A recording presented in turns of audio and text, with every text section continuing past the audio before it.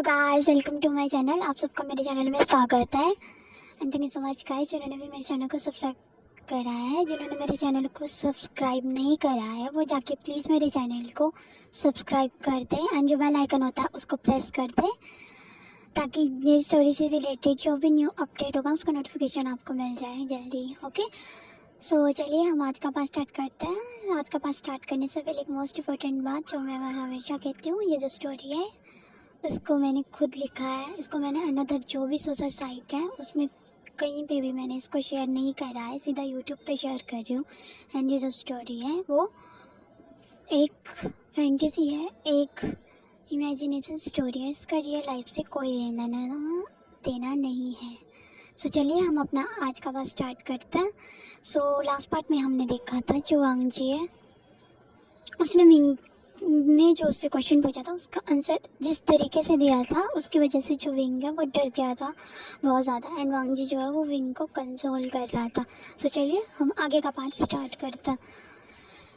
उसके बाद जो वांग जी होता है वो विंग को बहुत प्यार से उसको कंसोल कर रहा होता, उसको हग कर रहा होता है उसने। लेकिन जो विंग होता है वो वांग जी से जो है वो दूर भाग रहा होता है। उसको अब वांग जी से डर लग रहा था कि वांग जी पता नहीं उसको अभी क्या बोल दे या उसके साथ क्या करते।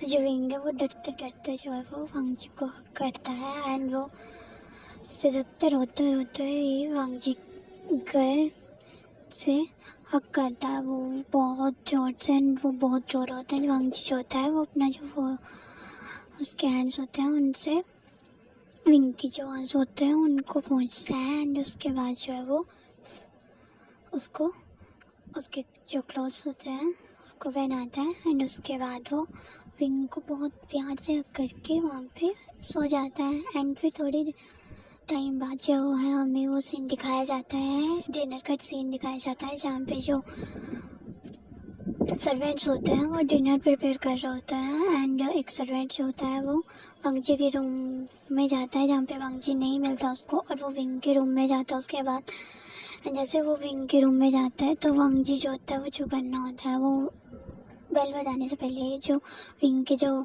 रूम का डोर होता है उसको ओपन कर देता है। एंड खुद बाहर आके विंग के रूम को लॉक करके वो अपने सर्वेंट से बात करने के लिए जाता है। जो उसका सर्वेंट होता है वो उसे डिनर के लिए बुलाने के लिए आ गया होता है। एंड वांग जी उसको ओके बोल के वहाँ से भेज देता है। एंड फिर वो सर्वेंट जो है वो जेनिशा के रूम में जाता है। जेनिशा और जो लंच किचन का रूम होता है वहाँ पे जाता है एंड इन दोनों को भी डिनर के लिए इनवाइट करता है।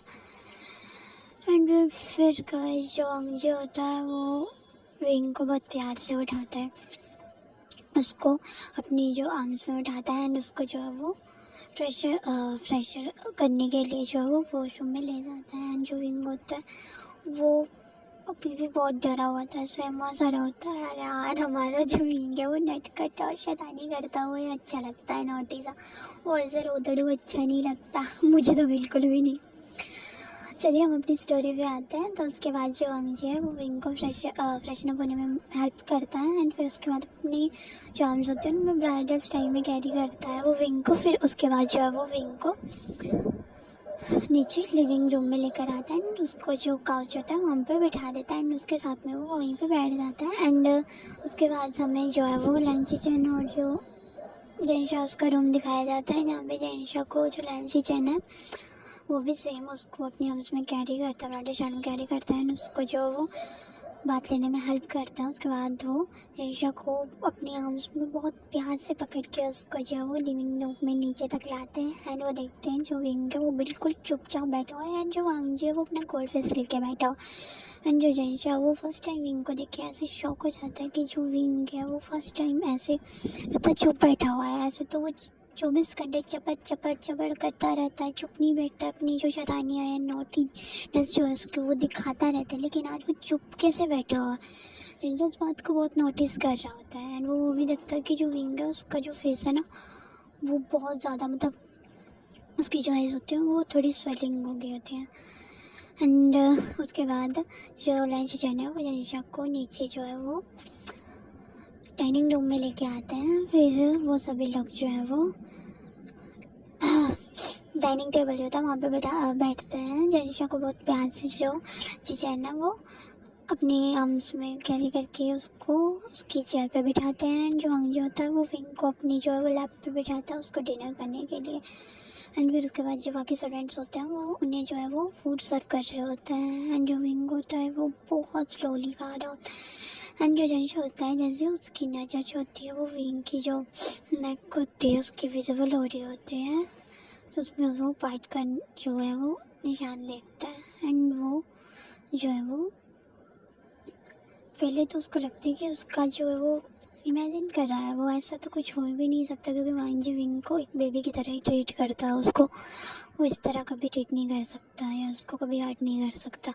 एंड फिर जेंशा को याद आता है कि उसने विंग के रूम से रोने की वॉइस सुनी थी, क्राइंग की वॉइस सुनी थी उसने बहुत ज़्यादा, लेकिन उसने सोचा वो ऐसे ही मूवी वगैरह देख रहा होगा तब ऐसे इमोशनल हो गया होगा। उसे नहीं पता था कि वांग जी जो है वो वापस आ गया अपने उसमें मेंशन में। सो फिर हमें उसके बाद सीन दिखाया तो जो जेंशा है वो लेंशन से है वो उनसे खुसर फुसर करने लग पड़ता है, उनके कान पे बातें करने लग पड़ता है। एंड जो वांग जी होता है उस बात को नोटिस करता है। एंड वो जेंशा से सीधे ही पूछ लेता है कि तुम ब्रदर से क्या बातें कर रहे हो, ऐसे सीधे बोलो तुम्हें क्या पूछना है, तुम ऐसे कान में क्यों बातें कर रहे हो, खुसर फुसर क्यों कर रहे हो, सीधे बातें कर।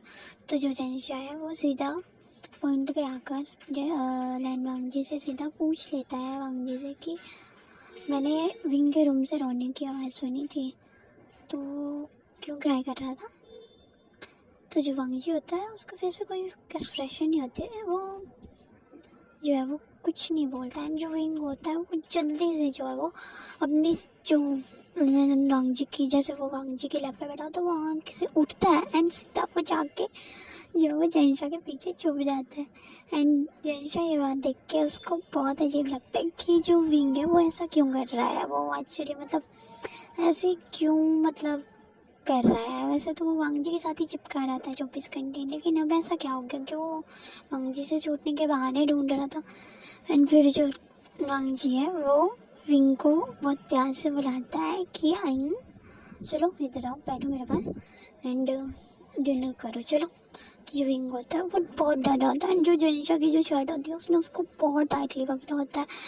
एंड जेंशा को तो ऑलरेडी टमी में बहुत पेन था उसके स्टमक में, तो वो उसको पेन होता है तो वो थोड़ा सा मतलब चिल्ला देता है कि विंग मुझे छोड़ो, मुझे दर्द है। तो विंग जो होता है वो अपनी पकड़ ढीली कर लेता है, लेकिन वो जेंशा को छोड़ता नहीं। तो जेंशा उससे रीजन पूछता है तो जो विंग होता है वो वांग जी की तरफ ना बहुत ज़्यादा मतलब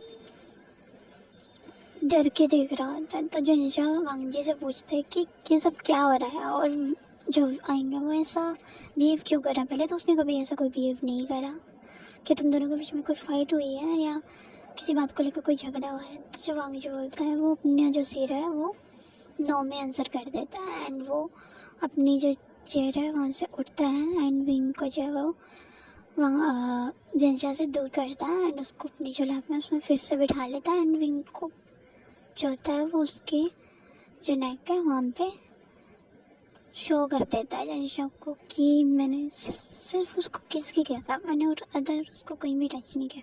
जेंशा बोलता है इसे किस करना नहीं कहते, तुमने उसे इतनी जोर से फाइट किया। वो तभी मैं सोचूं इतना चीख क्यों रहा था अपने रूम से, इतना उसकी जो रूम है उससे नॉइस क्यों आ रहा था, मुझे समझ ही नहीं आ रहा था कि मैं कैसे पूछूं।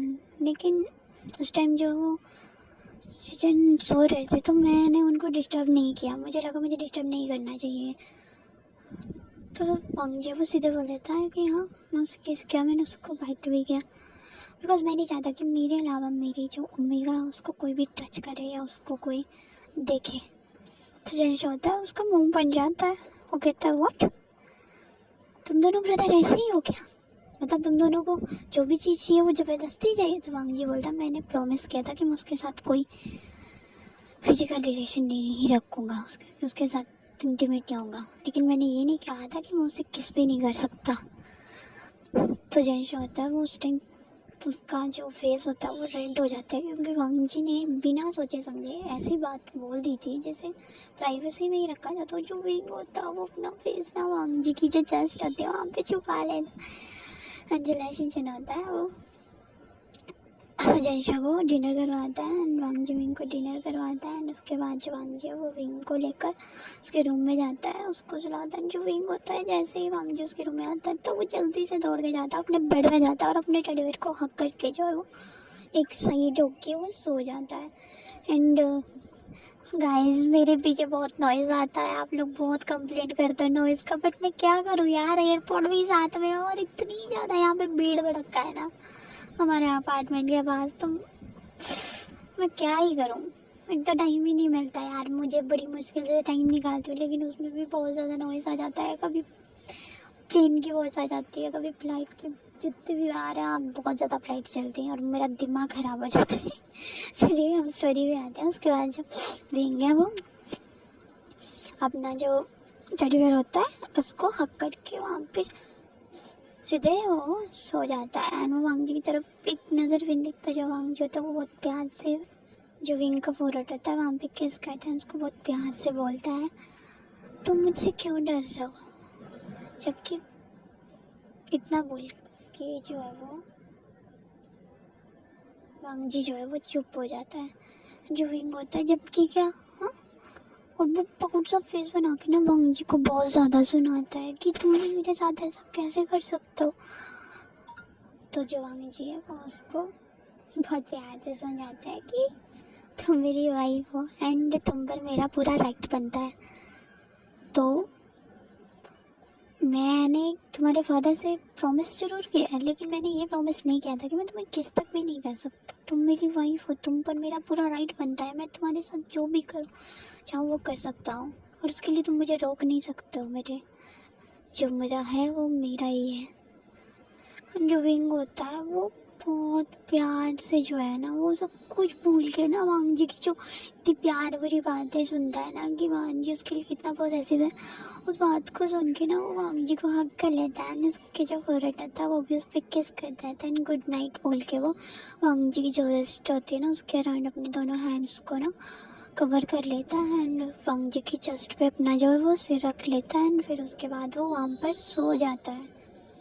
सो चलिए गाइस इस पार्ट को मैं यहीं पे स्टॉप कर रही हूँ। अगर आपको ये पार्ट पसंद आता है तो प्लीज़ प्लीज़ गाइस मेरे चैनल को सब्सक्राइब कर देना, मेरे जो वीडियोज़ हैं उनको लाइक कर देना, मेरे चैनल को सब्सक्राइब कर देना। Okay bye, thanks for